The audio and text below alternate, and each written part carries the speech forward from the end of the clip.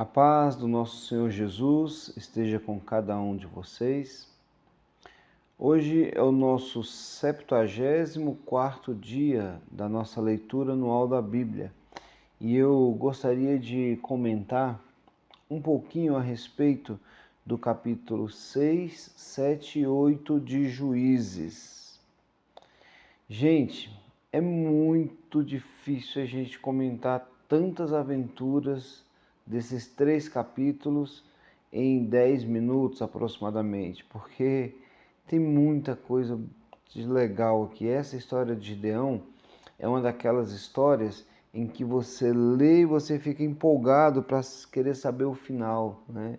É uma narrativa de estratégia, de vitória, de provas com Deus. É uma narrativa onde mostra Deus se relacionando com o ser humano, o anjo se relacionando com um homem pecador. Então, essa é uma daquelas histórias que ficam gravadas na nossa mente para todo sempre. Então, leia com atenção, preste bastante atenção nos detalhes. Não dá para falar tudo aqui, lógico, mas você pode fazer suas anotações.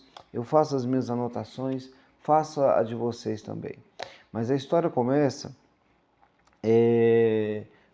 primeiro tem o fim da história de Débora e de Baraque, né? Onde o povo, após a morte de Débora e de Baraque, o povo volta para a idolatria. E aí, nesse período de idolatria, o povo de Israel é dominado pelos midianitas. 7 anos de domínio. O povo de Israel, a tribo de Israel, então fica com muito medo, muito medo. A gente tem aqui um homem chamado Gideão, que vivia nas cavernas, vivia nas montanhas, que era a prática comum do povo. E aí eles tinham que viver escondidos, porque os midianitas eram uma grande quantidade de soldados que roubavam os animais dos israelitas, o alimento dos israelitas. Então os israelitas ficavam com muito medo o tempo todo. E aí o povo de Israel vai se arrepender da idolatria e vai pedir perdão. E aí se arrependem, pedem perdão. E quando eles pedem perdão,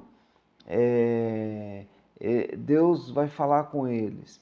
E aí é interessante que Deus ele vai falar com Gideão em uma cena chocante. Ele está malhando trigo no lagar.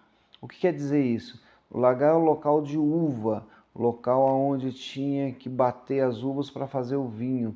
Mas ao contrário disso, ele estava separando o trigo da palha no local que não era para isso. E com muito medo dos midianitas aparecerem e fazerem ali o roubo, né? Roubar as coisas deles. O que me chama muita atenção é que Deus chega para Gideão, um homem medroso, um homem covarde, um homem que tinha muitos receios, e Deus o chama de homem corajoso. Deus fala assim: olha, você é um homem corajoso, Gideão, e Deus está com você. Deus aparece, chama-se teofania, como eu já expliquei, que é a manifestação de Deus como se fosse um anjo. E aí, Gideão, aí a questão do improvável, né? Deus geralmente ele pega as pessoas improváveis para uma grande missão. E aliás, você já parou para pensar que você pode muito bem ser usado por Deus e você se acha pequeno, se acha inferior e de repente Deus está trazendo uma direção para te falar que você pode sim ser usado por Deus em muitas coisas. Com Gideão aconteceu isso. Gideão ele fala assim: mas se você, a minha família é a menor de todas, a minha tribo é a menor de todas as tribos. A minha família é a menor da minha tribo e eu sou o menor da minha casa, ou seja, eu não sou nada. Mas Deus fala assim: mas eu tô com você, Gideão. Você vai fazer o seguinte: vai lá e liberta o povo, o povo que está oprimido. E aí Gideão vai fazer uma prova com Deus. Eu falo: só um pouquinho, Deus, não vai embora não, que eu vou ali buscar uma oferta. Aí ele mata um animal, um cabrito, faz um jantar muito gostoso e ao voltar, porque o anjo fala assim: então vai lá que eu vou te esperar aqui. Quando o Gideão volta, o anjo toca com um bastão naquela carne e ela pega fogo. E Gideão fica com medo, faz um altar e aquele altar ele chama-se de Jeová Shalom. Sabe o que é Jeová Shalom? É o Deus da paz. E aí ele faz aquele altar e Deus vai e fala com ele, olha, você vai libertar o povo. Aí ele fala assim, Deus, não é falando, eu acredito que o Senhor está falando comigo, mas deixa eu te perguntar uma coisa, posso te fazer mais uma prova? Faz, Gideão, o que você quer?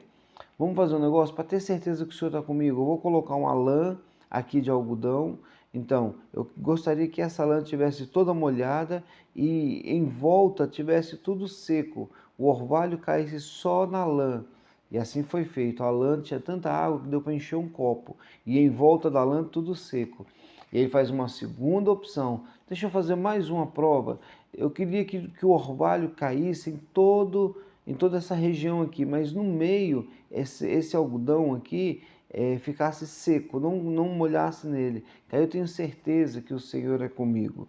E aí, assim acontece, está tudo molhado, está tudo seco, aliás, está tudo em volta molhado e a lã ali ficou seca.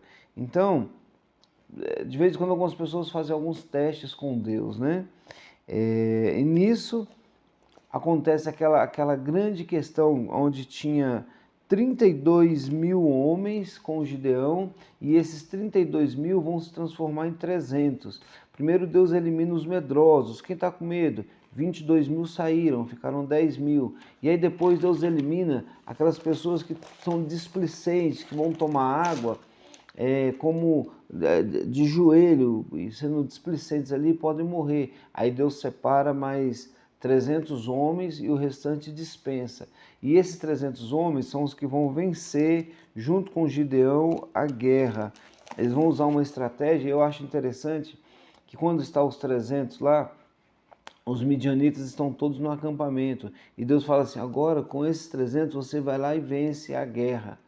Agora tem um detalhe, Gideão, se você está com medo, desce lá e aí você vai escutar o que eles estão falando sobre você.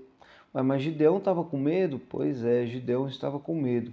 Aí Gideão desce disfarçadamente e fica observando. E aí observa a conversa dos midianitas. Os midianitas falando assim, olha, eu tive um sonho, eles conversando entre eles.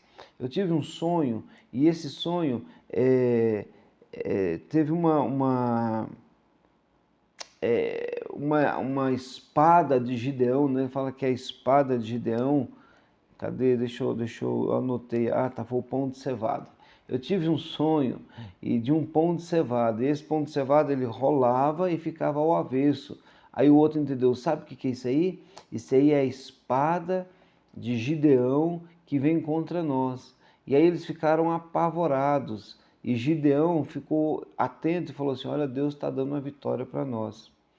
Gideão vai lá e fala para os 300 soldados. Os 300 soldados começam então, usam uma estratégia, separam em 3 grupos e começam a fazer toda uma agitação. Os exércitos midianitas, eles começam a se matar entre eles, eles fogem, eles atravessam, alguns conseguem atravessar o Rio Jordão e os 300 atrás dos 2 chefes deles. E aí acontece uma coisa interessante, que começou a morrer muito midianita, um contra o outro. E os 300 conseguiram perseguir muitos midianitas. Atravessaram o Rio Jordão. E aí quando chegaram do outro lado, onde estava a tribo de Efraim foi e matou 2 dos chefes midianitas. E aí eles continuaram a perseguição. Chegaram numa cidade e falaram assim, olha, os meus soldados estão cansados. E aí ele fala assim, dê comida para eles, né? E aí eles não deram comida para essa cidade chamada Sucote, não deram comida para os soldados.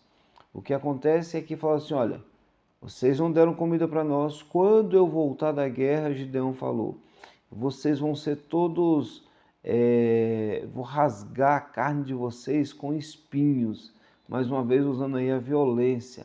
Eu vou e volto, vocês não deram comida, e aí eu vou rasgar a carne de vocês com os espinhos. E chegaram numa outra cidade chamada Penuel, e Penuel também não quis ajudar os soldados. Eu falei, então eu vou derrubar a torre de vocês. E foi isso que aconteceu. Eles foram atrás, conseguiram matar os 15 mil homens que faltavam. Gente, faltava gente demais. 15 mil homens, tinham morrido 115 mil, só os 300 homens de Gideão. Os 300 homens de Gideão, através deles morreram 115 mil soldados, faltavam apenas 15 mil para 300. Aí eles foram lá, venceram, voltaram em Sucote e cumpriram o que eles falaram, rasgaram a carne daquele povo com espinhos e mataram todos os soldados de Sucote, porque eles haviam matado os irmãos de Gideão. E aí chegaram e derrubaram a torre também na outra cidade de Penuel, né? Gente, que coisa! Gideão pega então, é aclamado por Israel para ser o governador. Gideão fala assim, não, eu não quero ser o governador, mas fala o seguinte, me dá aqui, olha o que Gideão vai fazer, um homem guerreiro abençoado, meu Deus. Gideão fala assim, me dá aqui os brincos de vocês que vocês pegaram dos midianitas. Aí separou todos os brincos, que deu aproximadamente 30 quilos de ouro. Sabe o que Gideão faz? Ele faz um ídolo e todos os israelitas agora passam a adorar o ídolo. Depois de todas as provas, depois da carne consumida, depois do Deus ter falado com ele no local de uvas, onde ele estava malhando trigo, depois de Deus ter feito a prova lá do algodão, depois de tanta coisa, Gideão fala assim, agora eu vou adorar um ídolo. E começaram a adorar um ídolo, né?